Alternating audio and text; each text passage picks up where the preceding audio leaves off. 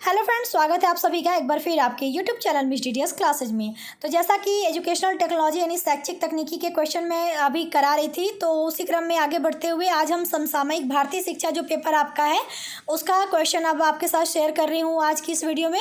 तो वीडियो को पूरा देखिएगा, पसंद आएगी वीडियो तो प्लीज़ वीडियो को लाइक शेयर और चैनल पर नए हैं तो प्लीज़ चैनल को सब्सक्राइब कर दीजिएगा। और अगर आपको इसका पीडीएफ चाहिए तो लिंक मैं डिस्क्रिप्शन बॉक्स में दे दूंगी, आप चाहे तो वहाँ पे छोटा सा मार्जिन पे करके उसे डाउनलोड भी कर सकते हैं।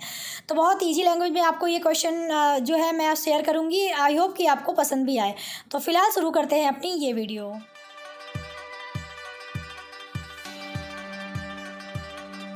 तो सबसे पहले मैं आपको क्वेश्चन बता देती हूँ। ये क्वेश्चन जो है आपके प्रीवियस ईयर अगर आप एग्ज़ाम देखें, क्योंकि भले सिलेबस चेंज हुआ है और कुछ पेपर इधर उधर भी हुए हैं, कुछ फर्स्ट पे सेमेस्टर से सेकंड में हुए हैं, कुछ थर्ड में हुए, लेकिन ये पेपर जो है आपको सेकंड सेमेस्टर में पहले भी था और अभी भी है।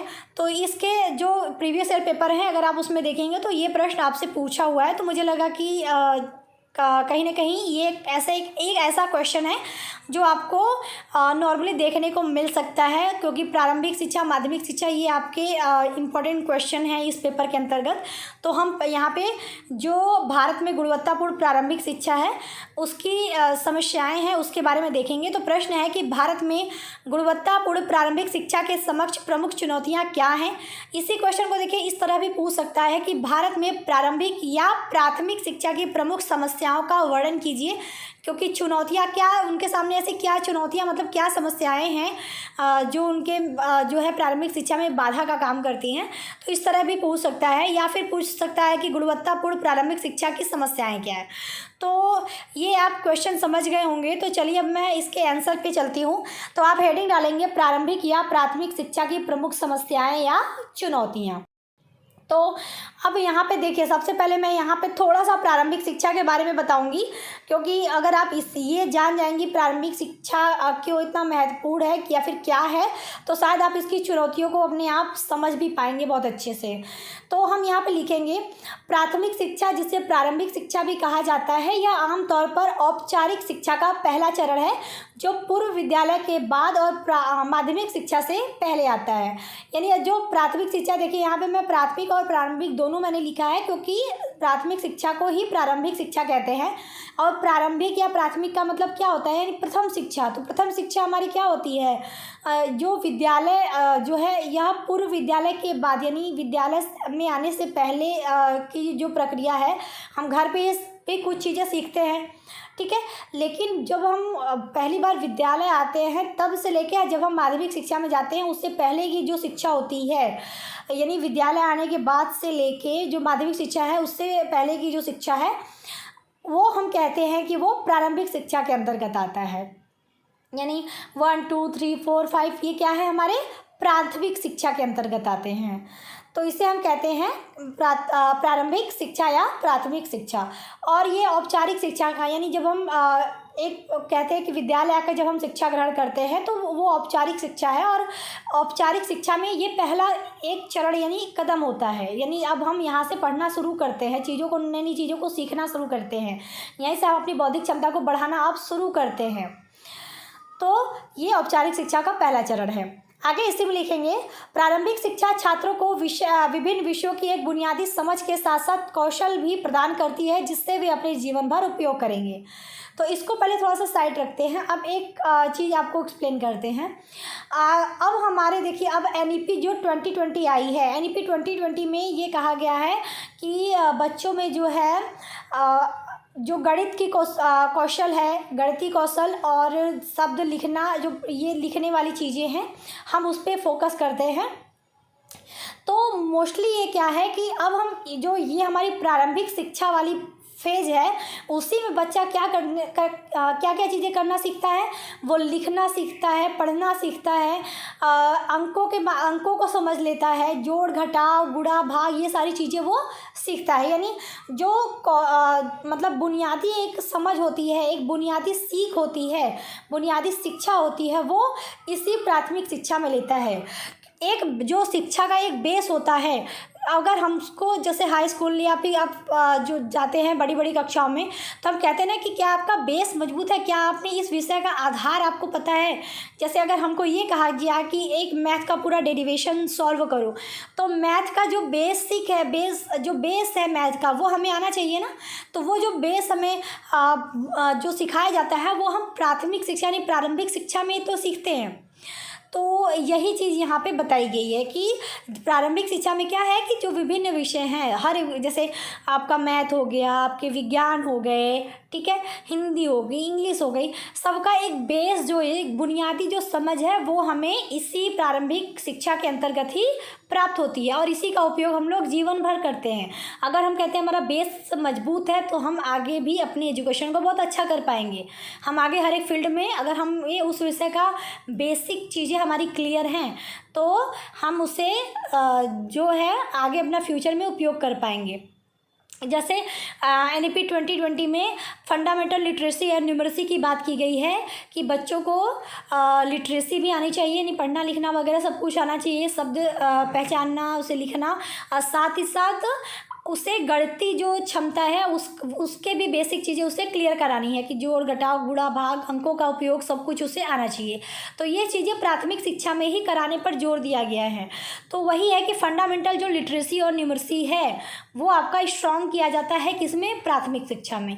और NEP 2020 इसी चीज़ का समर्थन करता है। आपका NEP 2020 हो जो आपकी नई शिक्षा नीति आई है, वो हमारा सब कुछ जो भी चीज़ें आ रही हैं वो आपके इसी चीज़ पे बेस्ड है कि अब बच्चों को प्राथमिक शिक्षा में ज़्यादा से ज़्यादा उनकी बेसिक चीज़ों को क्लियर किया जाए। ठीक है, तो अब आगे इसी में लिखेंगे अब कि प्राथमिक शिक्षा बचपन का बहुत महत्वपूर्ण हिस्सा है, इसलिए बच्चों के लिए शिक्षा में इस चरण को गुणवत्तापूर्ण बनाना बहुत आवश्यक है।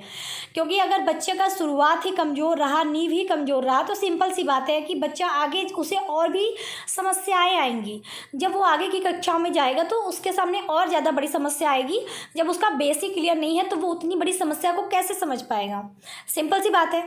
तो वही है कि जो प्राथमिक शिक्षा है वो बचपन की एक बहुत ही महत्वपूर्ण हिस्सा कह सकते हैं। और हम कहते हैं कि बच्चों के लिए शिक्षा के चरण को कैसा होना चाहिए, गुणवत्तापूर्ण बनाना चाहिए। मतलब क्वालिटी, हमें इस प्राथमिक शिक्षा को हमें इतना गुणवत्तापूर्ण बनाना चाहिए कि बच्चे जो भी चीज़ें हम उन्हें सिखाएं वो बहुत अच्छे से उस चीज़ को समझ पाएँ।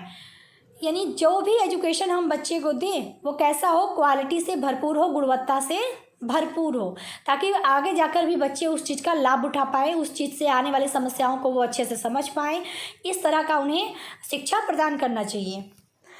हमारे देश में प्राथमिक शिक्षा को गुणवत्तापूर्ण बनाने के लिए प्रयास भी किए जा रहे हैं, लेकिन फिर भी आज भी कई चुनौतियों और समस्याओं से प्रारंभिक शिक्षा जूझ रहा है। देखो, प्राथमिक शिक्षा जो भी आयोग आपके आ रहे हैं, शुरुआत से लेके बहुत सारे आयोग आ चुके हैं। हंटर आयोग, फिर राधा कृष्णन शिक्षा आयोग था, कोठारी आयोग था, फिर जो राष्ट्रीय शिक्षा नीति आई थी 1986 में, फिर उसका सुधार हुआ था 1992 में, फिर बहुत सारा पाठ्यक्रम आया, NCF वगैरह आया, सब कुछ 2005 में आया। और तो ये जो चेंजेस आ रहे हैं वो उसमें हमेशा प्राथमिक शिक्षा को बेहतर बनाने की बात मतलब किया जा रहा था। तो हमेशा जो प्रयास थे वो किए जा रहे थे कि प्राथमिक शिक्षा में ऐसा क्या कर दिया जाए कि बेहतर हो जाए, बेहतर हो जाए। लेकिन आज भी अगर हम देखें तो आज भी बहुत सारी जो जगहें हैं वहाँ पे हमें समस्याएं देखने को मिलती हैं। आज भी बहुत सारी समस्याएं ऐसी हैं जो प्रारंभिक शिक्षा को बेहतर बनाने में एक अवरोध का काम करती हैं, समस्या का काम करती हैं। और ये जो समस्या है, प्रारंभिक शिक्षा इन समस्याओं से जूझ रहा है। यानी ये कहीं ना कहीं प्रारंभिक शिक्षा को हम बेहतर बनाएं, गुणवत्तापूर्ण बना पाएँ, इसमें वो बाधा डालने का काम करती हैं ये जो समस्याएं हैं या चुनौतियां हैं। तो अब हम समझते हैं कि वो समस्याएं चुनौतियां क्या हैं। तो 1 बाय 1 समझेंगे। तो अब लिखेंगे प्रारंभिक शिक्षा की प्रमुख चुनौतियां या समस्याएं इस प्रकार हैं। तो एक बात और कि अभी तक देखिए जो भी चीज़ें मैंने ये सारी चीज़ें लिखी आपको बताई कि प्रारंभिक शिक्षा क्या है और तो मतलब क्यों ये इतना इम्पॉर्टेंट है, क्योंकि ये बुनियादी समझ प्रदान करता है और यही होता है, यानी यही एक चरण है जिसमें कि बच्चे को हम हर विषय में एक बुनियादी समझ या कौशल जो है प्रदान कर पाते हैं। और बहुत ही महत्वपूर्ण हमारे जीवन में होता है ये चरण, क्योंकि आगे हमारे फ्यूचर के लिए भी ये काफ़ी जो है सहायक साबित होते हैं, क्योंकि ये नींव होते हैं एजुकेशन के हमारे। तो ये जो चीज़ें मैंने लिखी ये देखिए आपके ऊपर है, लेकिन ये थोड़ा-सा अगर आप बताओगे तो शायद आप अध्यापक भी आपके ऊपर इम्प्रेस होगा कि आपने जो चीज़ें हैं वो रटी नहीं है। आपने उस चीज़ को समझा है कि क्यों प्रारंभिक शिक्षा इतना महत्वपूर्ण है और क्या वाक़ई में कुछ समस्याएँ हैं जो इसमें अवरोध का काम करती हैं, तो शायद ये ज़्यादा इफ़ेक्टफुल रहेगा। तो बाकी आपके ऊपर है, लेकिन लिखेंगे तो ज़्यादा बेहतर रहेगा। तो चलिए अब हम समस्याओं को देखते हैं। तो पहली समस्या है प्राथमिक विद्यालयों की दयनीय स्थिति। तो इसको मैं पहले समझा देती हूँ। एक काम करते हैं, पहले समझ लेते हैं, तो फिर मैं पढ़ दूँगी तो आपको क्लियर हो जाएगा। तो आपने देखा होगा ना कि अभी कुछ जैसे हम एक एग्जांपल लेते हैं, अभी भी कुछ जैसे जो ग्रामीण क्षेत्र हैं वहाँ पे अगर जो प्राइमरी विद्यालय की अगर मैं एक एग्जांपल लूँ, तो प्राइमरी जो सरकारी विद्यालय होते हैं उसमें क्या होता है ना कि वो आप देखेंगे तो कहीं पर क्लासेस जो है उसमें पंखे नहीं हैं, या फिर छत अच्छे से नहीं ढली है, बाथरूम की व्यवस्था नहीं है, कक्षा जो है वो प्रॉपर नहीं है, कहीं से पानी टपक रहा है, अगर बारिश का मौसम है तो क्लास से पानी टपक रहे हैं, बच्चों को दिक्कत हो रही है। अगर वहाँ पर टेबल या फर्नीचर वगैरह की बात करें तो वो भी अच्छी नहीं है या फिर उपलब्ध नहीं है, अगर हैं भी तो वो उतनी अच्छी नहीं है। और कहीं कहीं पर तो ऐसा देखने को मिलता है कि क्लास में रोशनी ही नहीं आ पाती, बच्चों को जैसे लगता है कि अंधेरे में पढ़ाया जा रहा है। तो कुछ ऐसी बहुत सारी जो समस्याएं हैं वो हमें कई जगहों पे देखने को मिलती हैं। तो जो विद्यालय है, जो प्राथमिक विद्यालय है, उसकी स्थिति ऐसी है कि बच्चे को पढ़ना वहाँ पे इतना अच्छा नहीं हो पाता कि बच्चे उसमें रुचि नहीं ले पाते, क्योंकि जब समस्याएं होंगी तो वहाँ पे बच्चे भी कम आ पाएंगे। तो ये समस्याओं की वजह से जो प्राथमिक शिक्षा का एक उद्देश्य होता है कि हम अपने बच्चे को बेसिक चीज़ें समझा पाएँ, वो जब बच्चे वहाँ पे आएंगे ही नहीं, क्योंकि प्रॉब्लम इतनी है, वो अलग ही समस्या में उलझे पड़े हैं, तो हम कहाँ से उसको प्राथमिक शिक्षा बेहतर कर पाएंगे बच्चों की। तो एक जो गुणवत्ता है कि प्राथमिक शिक्षा की, वो शायद उतनी बेहतर नहीं हो पाती, ख़राब हो जाती है। तो यहाँ पर मैंने वही चीज़ लिखा है। आपने अभी लेटेस्ट में कुछ मैं कहूँ तो कुछ शायद 2-3 महीने पहले की बात है, जम्मू कश्मीर में एक छोटी लड़की ने एक वीडियो वायरल हुआ था उसका, मैंने देखा था वो। तो उसमें उस लड़की ने क्या किया था, उन्होंने सीधे हमारे पीएम को यानी नरेंद्र मोदी को एक वीडियो मैसेज सेंड करा था कि मोदी जी हमारे यहाँ की स्कूल भी अच्छे नहीं हैं, हमारे यहाँ की क्लासेज अच्छी नहीं है, रोड अच्छे नहीं हैं, पानी की व्यवस्था वगैरह नहीं है, प्लीज़ आप यहाँ। बहुत प्यारा सा मैसेज, मतलब एक संदेश भेजा था उसने सोशल मीडिया के सहारे से, और वो इतना इफ़ेक्टफुल रहा, वीडियो काफ़ी ज़्यादा वायरल हुआ और हमारे पीएम तक भी वो पहुँचा था, और शायद कुछ ही हफ्तों में वहाँ पर काम भी शुरू हो गया था। तो वापस उस लड़की का एक मेल मतलब मैसेज आया था, वीडियो मैसेज, कि हमारे यहाँ काम शुरू हो चुका है, तो thank you so much Modi ji, ऐसा करके एक वीडियो वायरल हुआ था। तो मतलब ये हमको ये चीज़ प्रूफ करता है कि वाकई में अभी भी बहुत ऐसे क्षेत्र हैं जहाँ के जो प्राथमिक विद्यालय हैं वो उतने बेहतर नहीं हैं। पानी की दिक्कत है, पानी आप देखेंगे तो पानी गंदा आ रहा है, या फिर आप देखिए बाथरूम की समस्या है, क्योंकि बाथरूम अगर बन भी जाता है तो उसमें इतने कूड़े हो जाते हैं कि वहाँ कोई जाता ही नहीं है, वो मतलब ख़राब हो जाते हैं। तो बहुत सारी प्रॉब्लम हमें देखने को मिलती है, विद्यालयों की एक दयनीय स्थिति देखने को मिलती है। और ये जो दयनीय स्थिति है विद्यालय की, ये आपको प्राथमिक शिक्षा गुणवत्तापूर्ण बन सके, इसमें वो बाधा का काम करती है, समस्या का काम करती है। तो यहाँ पर मैंने लिखा है कि आज भी काफ़ी जगहों पर यह देखने को मिलता है कि प्राथमिक विद्यालयों में कक्षाओं, फर्नीचर तथा प्रकाश आदि का अभाव है। विद्यालयों में छात्रों के शारीरिक विकास पर भी ध्यान नहीं दिया जाता है, जिसकी वजह से बच्चों को गुणवत्तापूर्ण शिक्षा उपलब्ध कराने में समस्या होती है। यानी अगर ये सारी चीज़ें नहीं मिल पाएंगी बच्चों को, तो बच्चों का भी हो सकता है अगर हेल्थ वगैरह ख़राब हो, तो वहाँ पर अध्यापक इतने खुद में बिजी होते हैं, इतनी सारी समस्याएं होती हैं कि बच्चों के ऊपर भी कि उनके शारीरिक विकास कैसा, इस चीज़ पर भी ध्यान जो है नहीं दे पाते लोग। तो बहुत सारी ऐसी समस्याएं हमें विद्यालय में देखने को मिलती हैं। तो ये एक समस्या के रूप में निकल के सामने आती हैं, जिसका कि निदान वाकई में ज़रूरी है अगर प्राथमिक शिक्षा को बेहतर करना है। तो दूसरा हम पॉइंट रखेंगे शिक्षा तक पहुँच। तो ये आपको पता है कि आरटीई का द्वारा ये कहना है कि जो प्राथमिक शिक्षा है, जैसे अब जो हमारा राइट टू एजुकेशन पॉलिसी है, मतलब एक नियम है, यानी राइट टू एजुकेशन का मतलब सभी को शिक्षा का अधिकार। तो शिक्षा का अधिकार की बात करें तो हम ये चाहते हैं कि सबको जो है प्राथमिक शिक्षा उपलब्ध हो, यानी हमारी गवर्नमेंट ये चाहती है कि सभी बच्चे जो है शिक्षा ले पाएँ, कोई बच्चा ऐसा ना हो कि शिक्षा से वंचित रह जाए। तो वो ये कोशिश करते हैं, लेकिन क्या वाकई में ये हो पाएगा, इसमें एक समस्या ये उत्पन्न होती है कि क्या शिक्षा सभी बच्चों तक पहुंच पा रही है। और इसका पहुंचने का मतलब ये कि क्या बच्चों के आसपास विद्यालय उपलब्ध हैं, क्या उनके पास आसपास जहाँ पे चाहे वो दूर दराज हो चाहे ग्रामीण इलाका हो, क्या वहाँ पे शैक्षणिक सुविधाएं मिल पाए बच्चों को, क्या ऐसी व्यवस्था उत्पन्न वहाँ पे मौजूद है। जैसे आपने देखा होगा बहुत सारे अभी ग्रामीण ऐसे क्षेत्र हैं जहाँ पे प्राथमिक विद्यालय ही नहीं है पास में। बच्चों को अगर प्राथमिक विद्यालय अगर शिक्षा ग्रहण भी करनी होती है तो उन्हें बहुत दूर जाना पड़ता है, तो कुछ बच्चे जाते भी नहीं है इस वजह से। ठीक है, कभी कभी क्योंकि इतना दूर होता है कि पहले आने जाने के लिए रास्ते इतने दूर होते हैं कि पेरेंट्स डरते हैं, या फिर फाइनेंशियल प्रॉब्लम हो सकती है, कुछ भी प्रॉब्लम हो सकती है, बहुत सारी ऐसी दिक्कतें हमें देखने को मिलती हैं। या फिर अगर विद्यालय है भी तो क्या उस विद्यालय में जो है बच्चों को बेहतर शिक्षा के लिए व्यवस्थाएँ उत्पन्न है, ये सारी चीज़ें भी देखने को मिलती हैं कि ये समस्याएँ भी हैं। तो यहाँ पर वही चीज़ मैंने लिखा है कि भारत में RT यानी राइट टू एजुकेशन द्वारा सुनिश्चित किया गया है कि प्राथमिक शिक्षा सभी के लिए उपलब्ध हो या सुलभ हो, परंतु भारत में अभी भी ऐसे क्षेत्र हैं जहां बच्चों को पर्याप्त शैक्षणिक सुविधाएं नहीं मिल पाती हैं। यह समस्या ग्रामीण और दूर दराज के इलाकों में ज़्यादा देखने को मिलती है। यानी जो दूर दराज के यानी ग्रामीण क्षेत्र हैं जो बहुत दूर हैं, वहाँ पे क्या है कि प्राथमिक विद्यालय उपलब्ध नहीं है बच्चों को। जब विद्यालय इतना या फिर है भी तो वो बहुत ज़्यादा दूर है, तो वहाँ तक कोई जा नहीं पाता है, क्योंकि इतना दूर है कि उसमें भी पेरेंट्स को भी प्रॉब्लम होती है, बच्चों को भी आने जाने में प्रॉब्लम होती है। और प्राथमिक में बच्चे इतने भी ज़्यादा विकसित नहीं होते कि वो अपने आप को बहुत अच्छे से मैनेज कर लेंगे।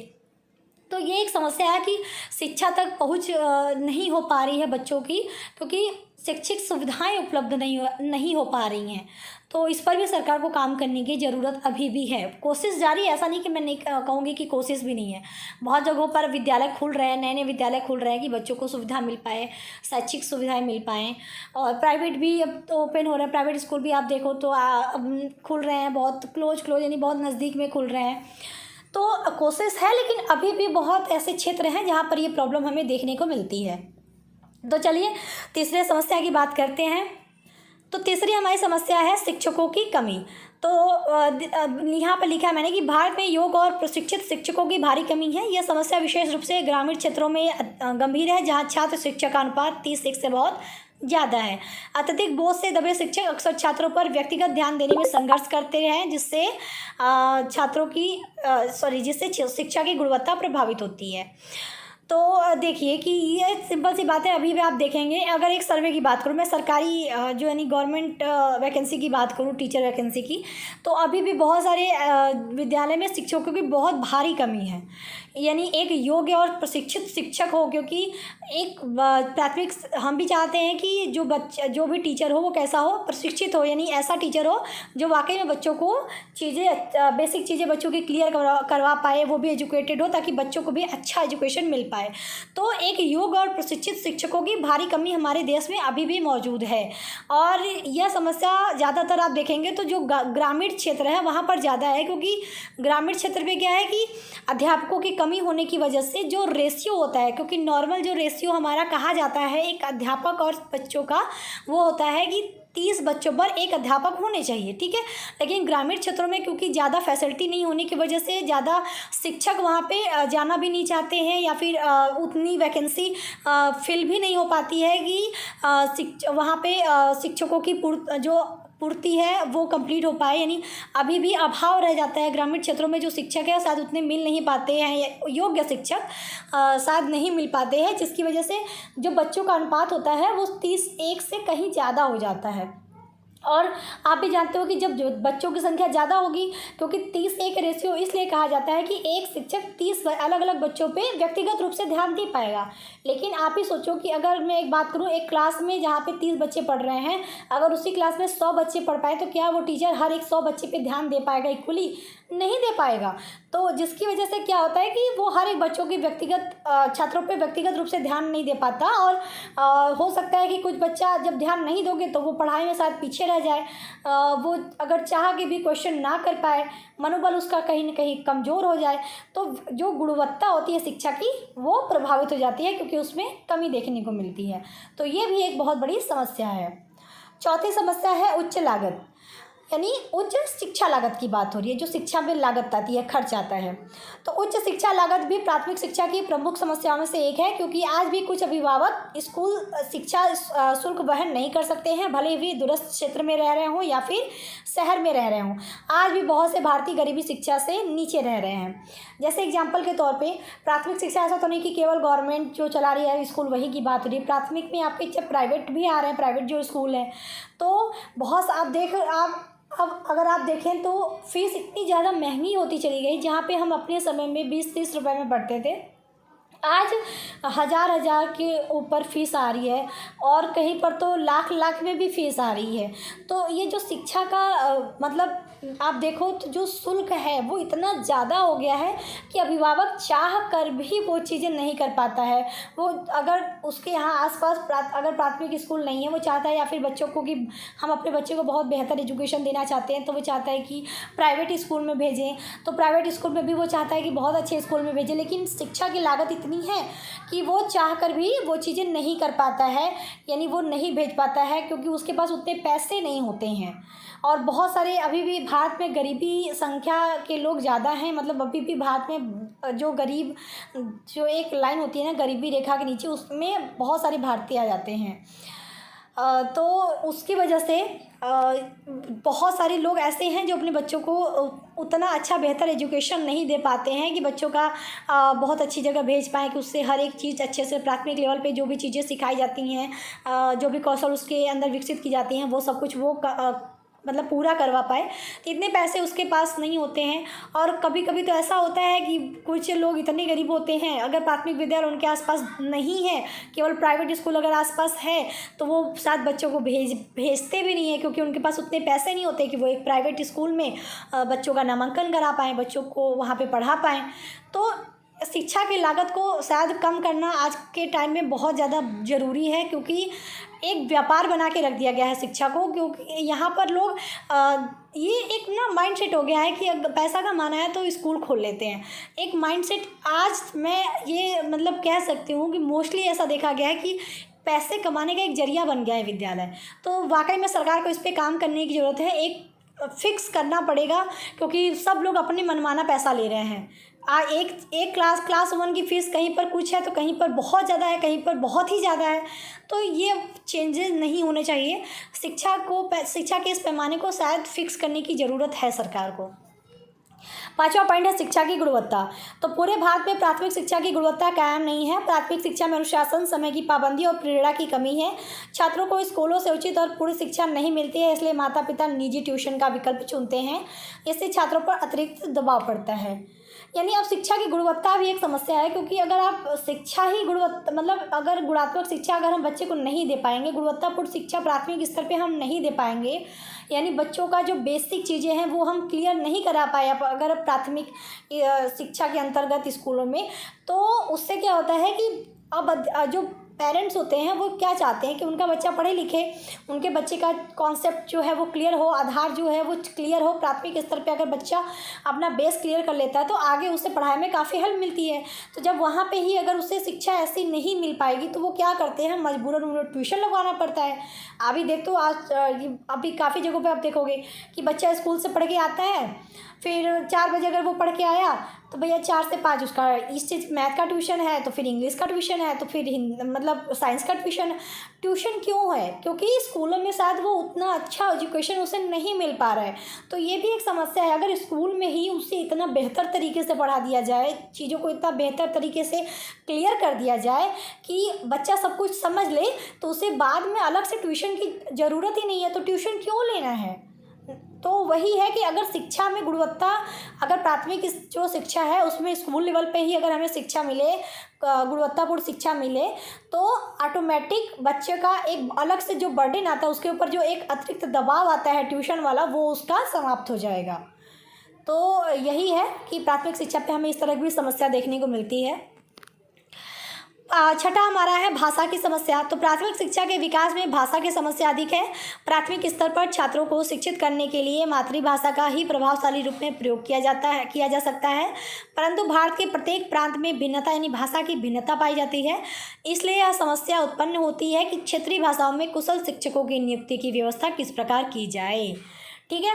तो देखो इस टाइम जो भी आप एनसीएफ देखोगे, एनईपी देखोगे, सब कुछ जो है वो क्या आपका राइट टू एजुकेशन पॉलिसी जो भी चीज़ें आ रही हैं सबका एक ही कहना है, सब यानी सब मिल के ये कहते हैं क्या कि जो एजुकेशन बच्चों को दी जाती है वो कैसी होनी चाहिए, वो उसको मातृभाषा में सिखाई जानी चाहिए। क्योंकि प्राथमिक स्तर पे बच्चा इतना स्मार्ट नहीं होता या फिर इतना जानकार नहीं होता कि आप जिस लैंग्वेज में आप मतलब टीचर जिस लैंग्वेज में कंफर्टेबल है उस लैंग्वेज में बच्चों को बता दें तो बच्चे समझ लें, बिल्कुल नहीं।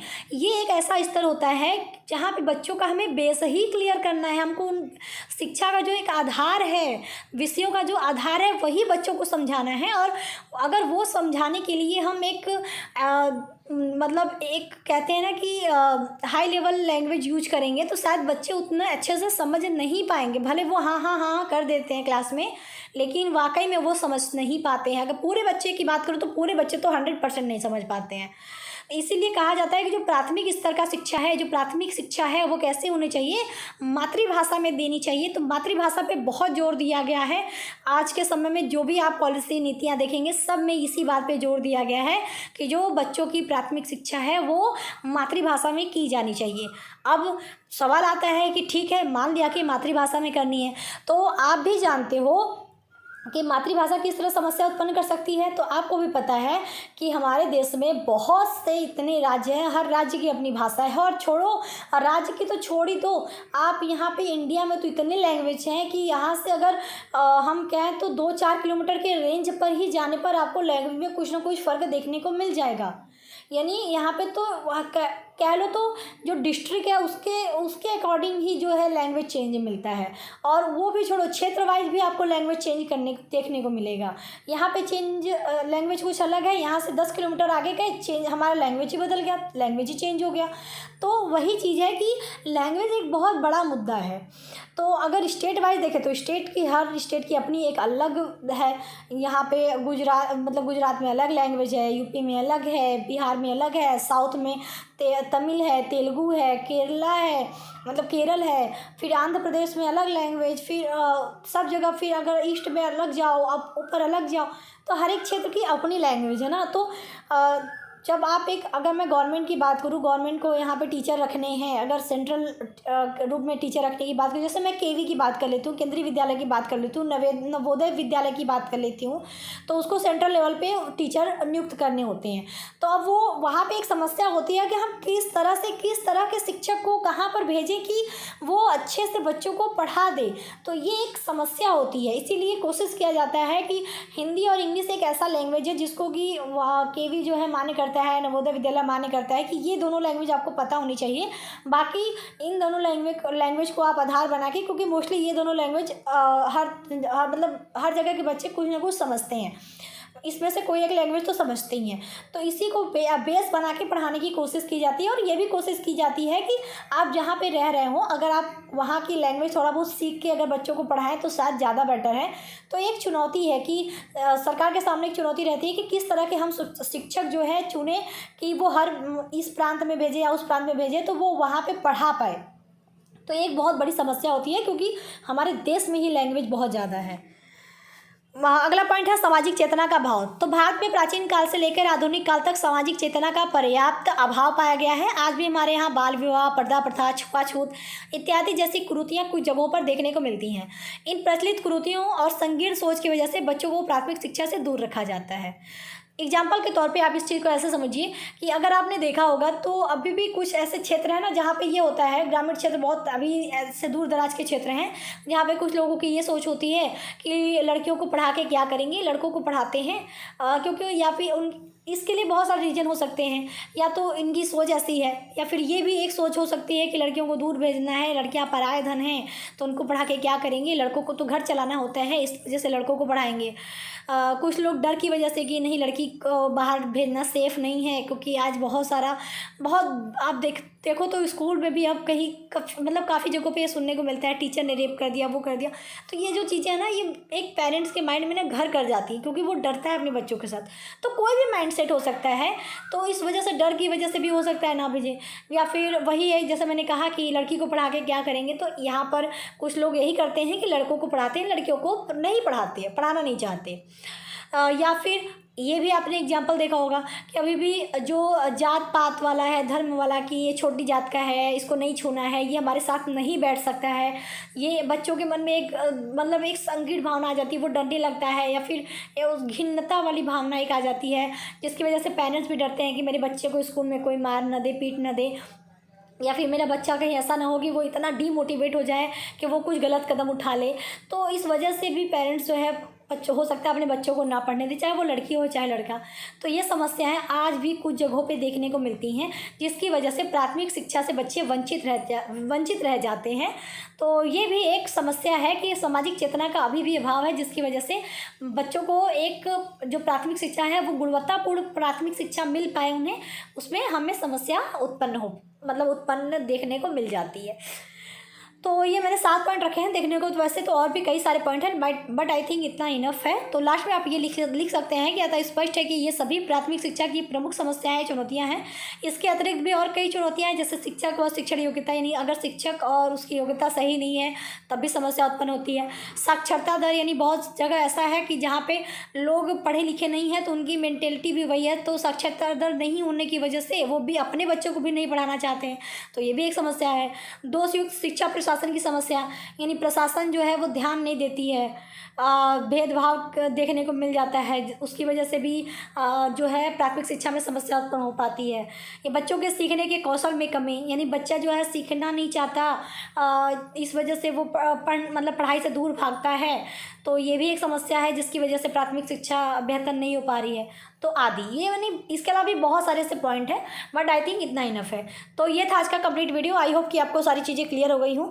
तो अगर वीडियो पसंद आई हो तो प्लीज़ वीडियो को लाइक कर दीजिएगा, शेयर कर दीजिएगा। चैनल में पहली बार आए तो प्लीज़ चैनल को सब्सक्राइब करके जाइएगा, और दोस्तों के साथ भी इस वीडियो को शेयर करिएगा। तो मिलते हैं नेक्स्ट वीडियो में, तब तक के लिए टेक केयर, बाय बाय, जय हिंद।